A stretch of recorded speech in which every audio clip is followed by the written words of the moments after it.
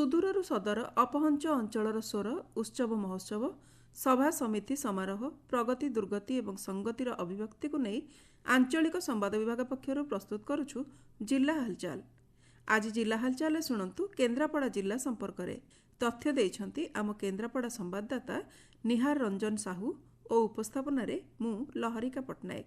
ସଡ଼କ ସୁରକ୍ଷା ସଚେତନତା ଅଭାବରୁ ଅକାଳରେ ଅନେକ ପ୍ରାଣ ଚାଲିଯାଉଛି। ଏହାକୁ ଦୃଷ୍ଟିରେ ରଖି ରାଜ୍ୟ ସରକାରଙ୍କ ନିର୍ଦ୍ଦେଶ କ୍ରମେ କେନ୍ଦ୍ରାପଡ଼ା ଜିଲ୍ଲାରେ ଆଞ୍ଚଳିକ ପରିବହନ ବିଭାଗ ପକ୍ଷରୁ ସଡ଼କ ସୁରକ୍ଷା ସମ୍ପର୍କିତ ବ୍ୟାପକ ସଚେତନତା ପଦକ୍ଷେପ ଗ୍ରହଣ କରାଯାଉଛି।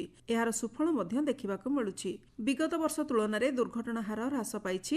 ଗାଡ଼ି ଚଳାଇବାରେ ଟ୍ରାଫିକ୍ ନିୟମ ମାନିବା, ହେଲମେଟ୍ ପରିଧାନ କରିବା, ସିଟ୍ ବେଲ୍ଟ ବାନ୍ଧିବା, ସୁରକ୍ଷା ଉପକରଣ ପ୍ରତି ଯତ୍ନବାନ ହେବା ଭଳି ବିବିଧ ପଦକ୍ଷେପ ଗ୍ରହଣ କରିବା ପାଇଁ ସଚେତନତାମୂଳକ ପଦକ୍ଷେପ ପରିବହନ ବିଭାଗ ପକ୍ଷରୁ ଗ୍ରହଣ କରାଯାଇଛି।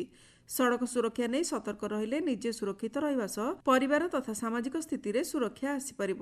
କେନ୍ଦ୍ରାପଡ଼ା ଜିଲ୍ଲାରେ ଏନେଇ କିପରି ପଦକ୍ଷେପ ଗ୍ରହଣ କରାଯାଇଛି ସେ ନେଇ ପ୍ରତିକ୍ରିୟା ରଖିଛନ୍ତି କେନ୍ଦ୍ରାପଡ଼ା ଜିଲ୍ଲାର ଆଞ୍ଚଳିକ ପରିବହନ ଅଧିକାରୀ ଲୋକନାଥ ମେହେର। ଆମର ପ୍ରତିଦିନ ଦୈନନ୍ଦିନ ଜୀବନରେ ବହୁତ ସାରା ଆକ୍ସିଡେଣ୍ଟ ହେଉଛି, କିନ୍ତୁ କିଛିଟା ଅଭିନବ ପ୍ରୟାସ ଯେମିତି ଜିରୋ ଫାର୍ଟିଲିଟି ୱିକ୍ ଗଭର୍ଣ୍ଣମେଣ୍ଟର ହେଇଥିଲା ଲାଷ୍ଟ ଇୟର 33% ଆମର ଆକ୍ସିଡେଣ୍ଟରେ କମ୍ ହେଇଥିଲେ ଏବଂ 15% ଡିକ୍ରିଜ୍ ହେଇଥିଲା ଆମର ଫାର୍ଟିଲିଟିରେ। ସେହିଟାକୁ ଆମେ ଆଗକୁ ଟିକେ ଅପଗ୍ରେଡେଡ୍ କରିକି ଏବେ ଆମେ ୱିକ୍ ନ କରିକି ତାକୁ ଆମେ ଗୋଟେ ପକ୍ଷ ହିସାବରେ ପାଳନ କରୁଛେ। ଲୋକମାନେ ଆମର ଯାହା ବି ବେନିଫିଟ୍ସ ଗୁଡ଼ାକ ଗଭର୍ଣ୍ଣମେଣ୍ଟ ଟ୍ରାନ୍ସପୋର୍ଟ ଡିପାର୍ଟମେଣ୍ଟର ଅଛି, ଯେମିତି ଇଲେକ୍ଟ୍ରିକ୍ ଭେହିକିଲ୍ ସବସିଡି ପଲିସି ହେଇଗଲା, ୱାନ୍ ଟାଇମ୍ ସେଟଲମେଣ୍ଟ ଏବେ ସ୍କିମ୍ ଗଭର୍ଣ୍ଣମେଣ୍ଟର ଆସିଛି। ଯଦି ଆପଣ କିଛି ଚାଲାନ ଥାଏ ଗାଡ଼ି ଏଗେନଷ୍ଟରେ ତାକୁ ଆପଣ 50% ବେସିସ୍ରେ ଦେଇପାରିବେ, ଚାଲାନ କ୍ଲୋଜ୍ କରିପାରିବେ। ଅଜଣା ଗାଡ଼ିରେ ଆପଣ ଧକ୍କା ହେଉଛନ୍ତି ତ 50,000 ଟଙ୍କା ଏବଂ ଯେଉଁମାନେ ମରିଯାଉଛନ୍ତି ତାଙ୍କ ପାଇଁ 2 ଲକ୍ଷ ଟଙ୍କାର ପ୍ରାବଧାନ ଅଛି। ମୃତାହତ ଏବଂ ଦୁର୍ଘଟଣା ଜନିତ ଲୋକଙ୍କୁ ଯଦି ଆପଣ ହସ୍ପିଟାଲକୁ ପହଞ୍ଚାନ୍ତି 2,000 ଟଙ୍କା ଆପଣମାନଙ୍କୁ ଦେଇକି ଗୁଡ୍ ସାମାରିଟାନ୍ ପଲିସିରେ ଆପଣମାନଙ୍କୁ ସମ୍ମାନିତ କରାଯିବ। ଯେଉଁମାନେ ଦୈନନ୍ଦିନ ଜୀବନରେ କିଛି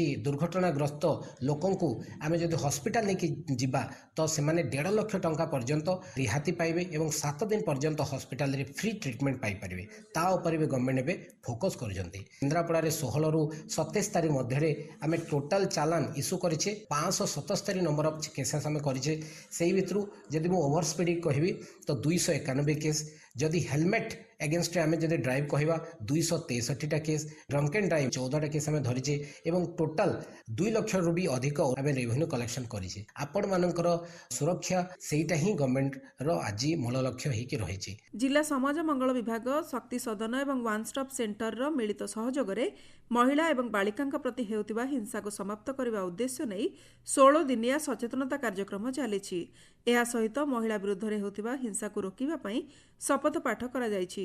ଏହି ସଚେତନତା କାର୍ଯ୍ୟକ୍ରମ ଆସନ୍ତା 10 ତାରିଖ ପର୍ଯ୍ୟନ୍ତ ଚାଲିବ। ବିଭିନ୍ନ ବ୍ଲକ ପଞ୍ଚାୟତ ସମେତ ବିଭିନ୍ନ ଅନୁଷ୍ଠାନ ଏବଂ ବିଭିନ୍ନ ବର୍ଗକୁ ସାମିଲ କରାଯାଇ ବ୍ୟାପକ ସଚେତନତା କାର୍ଯ୍ୟକ୍ରମ କରାଯାଉଛି। ଜିଲ୍ଲା ପରିଷଦ ସମ୍ମିଳନୀ କକ୍ଷଠାରେ ଜିଲ୍ଲାସ୍ତରୀୟ ବିଶ୍ୱ ଏଡ୍ସ ଦିବସ ପାଳିତ ହୋଇଯାଇଛି। କାର୍ଯ୍ୟକ୍ରମରେ ଜିଲ୍ଲା ମୁଖ୍ୟ ଚିକିତ୍ସା ଓ ଜନସ୍ୱାସ୍ଥ୍ୟ ଅଧିକାରୀ ଡକ୍ଟର ମନୋରଞ୍ଜନ ରାଉତ ସ୍ୱାଗତ ଭାଷଣ ପ୍ରଦାନ କରିବା ସହିତ ଦିବସ ପାଳନ କରିବାର ମୁଖ୍ୟ ଉଦ୍ଦେଶ୍ୟ ଉପସ୍ଥାପନ କରିଥିଲେ। ସ୍ୱାସ୍ଥ୍ୟ ବିଭାଗର ସୂଚନା ମୁତାବକ ଜିଲ୍ଲାରେ ବର୍ତ୍ତମାନ 764 ଜଣ HIV ପଜିଟିଭ୍ ଅଛନ୍ତି।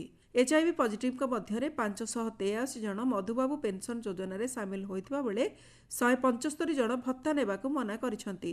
ସୂଚନାଯୋଗ୍ୟ 2025 ମସିହା ଅକ୍ଟୋବର ସୁଦ୍ଧା ଆଳି ବ୍ଲକରେ 94 ଜଣ, ଡେରାବିଶ ବ୍ଲକରେ 44, କେନ୍ଦ୍ରାପଡ଼ା ମ୍ୟୁନିସିପାଲିଟିରେ 24, କେନ୍ଦ୍ରାପଡ଼ା ବ୍ଲକରେ 83, ମହାକାଳପଡ଼ା ବ୍ଲକରେ 67, ମାର୍ଶାଘାଇ ବ୍ଲକରେ 71 ଜଣ, ଗରଦପୁର ବ୍ଲକରେ 47, ପଟ୍ଟାମୁଣ୍ଡାଇ ବ୍ଲକରେ 199 ଜଣ, ରାଜକନିକାରେ 57 ଓ ରାଜନଗରରେ 51 ଜଣ HIV ପଜିଟିଭ୍ ଅଛନ୍ତି।